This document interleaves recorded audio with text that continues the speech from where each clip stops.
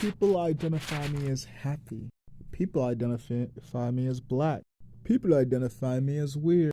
People identify me, but have never asked me what the fuck I identify as. And if they do, they still wouldn't agree because they didn't identify me, so what the fuck does it matter? My head's full of thoughts and I let my mouth out the air, out to share. I don't always share out how much I care. Life is not fair. The fair is the emotional tax to care. I share what I can. They identify me as extreme. They identify me as loony. They identify me as gifted.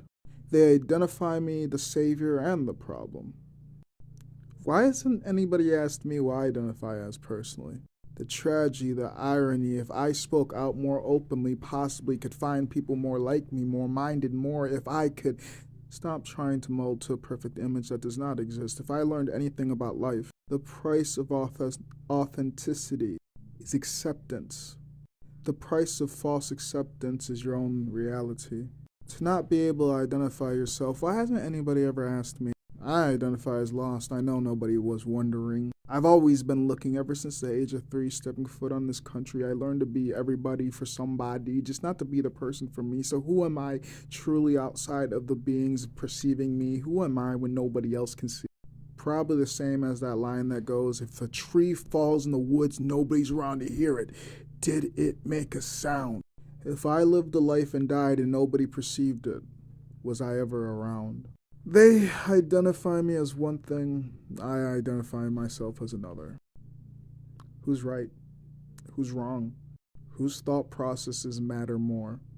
For the fact that the view always changes depending on who is seeing it, who is perceiving it, who is weighing in, but no weight matters more than my weight because this is about me.